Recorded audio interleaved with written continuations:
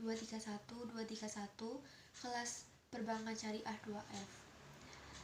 Perjanjian Giyanti 1755 dan terbelahnya Jawa. Perjanjian Giyanti merupakan suatu peristiwa besar di masa Islam.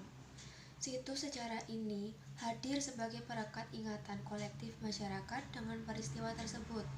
Perjanjian ini lahir sebagai sebuah kesepakatan politik antar Pakubuwana III, Pangeran Mangkubumi, dan Perserikatan Perusahaan Dagang India Belanda atau VOC pada 13 Februari 1755.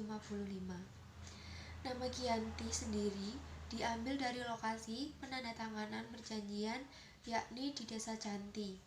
Dalam pelafalan Belanda, ia tersebut sebagai Giyanti, dan secara tertulis ia terbaca sebagai Giyanti. Tempat tersebut sekarang dikenal dengan Dukuh Kerten, Jantiharjo, Karanganyar, Jawa Tengah. Di masa silam, perjanjian Giyanti ini dibuat dalam rangka meredam api konflik yang telah terjadi berlarut-larut pasca perpindahan Keraton Kartasura ke Surakarta. Api dari peristiwa geger pecinan ternyata belum mati tepat di sumbunya. Ketika itu, Mangkubumi yang membantu Pakubuwana II dalam meredakan api konflik mendapatkan hadiah berupa sebidang tanah dari Pakubuwana II. Namun, luas tanah yang diberikan rupanya menimbulkan kecemburuan. Salah seorang pangeran lalu mengeluhkan ketidakadilan terkait hadiah tersebut kepada Gubernur Jenderal Baron van Imhoff. Sang Gubernur Jenderal di Batavia itu pun lantas mengeluarkan keputusan yang membuat tanah tersebut tidak jadi dimiliki oleh Mangkubumi. Perlawanan ini mendorong Gubernur VOC Jawa Utara, Nicholas Harting, mengambil sikap untuk menyelamatkan daerah operasionalnya secara tertutup. Harting melakukan perundingan dengan Pangeran Mangkubumi setelah berkali-kali melakukan perundingan. Harting bersepakat dengan keinginan Pangeran Mangkubumi yang juga hendak menjadi penguasa di tanah Jawa.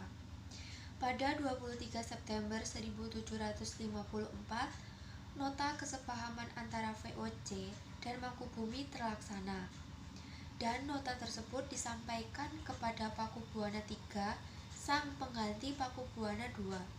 Nota tersebut menyatakan bahwa Pangeran Mangkubumi mendapatkan wilayahnya.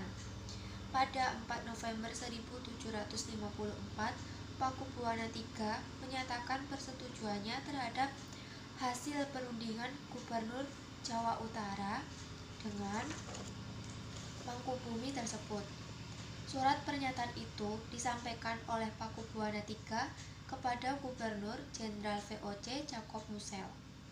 Kesepakatan ini mendorong terjadinya sebuah perjanjian besar yang ditandatangani di Desa Janti beberapa kilometer di sebelah timur Surakarta.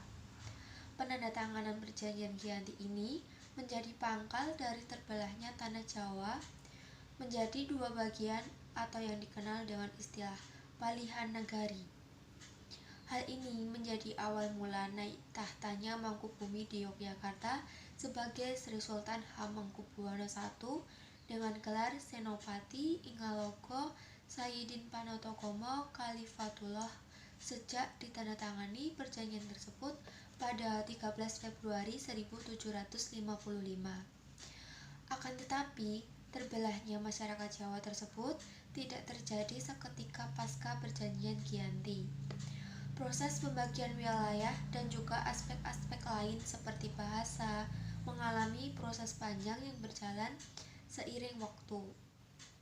Perjanjian Giyanti tidak merinci pembagian wilayah, pada gilirannya menimbulkan rentetan-rentetan peristiwa.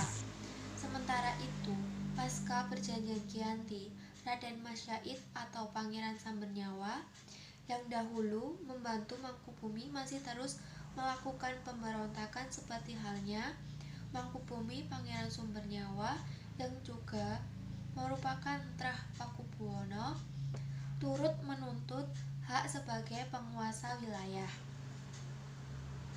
Dalam gerakannya, pada Oktober 1755, Pangeran Sambernyawa berhasil mengalahkan satu kelompok pasukan VOC.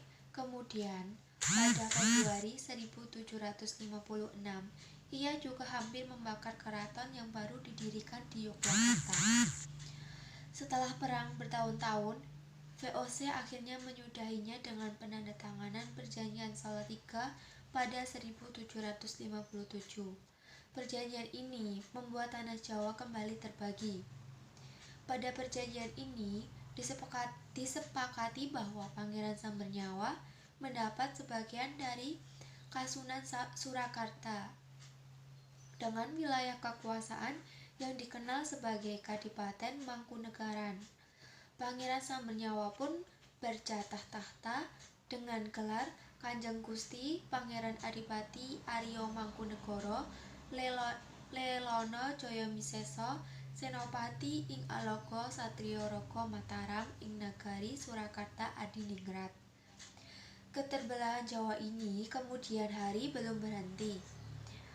Pada 1813 di masa Gubernur Jenderal Thomas Stamford Raffles dari Kerajaan Inggris, Kesultanan Yogyakarta juga terbelah dengan lahirnya Pakualaman.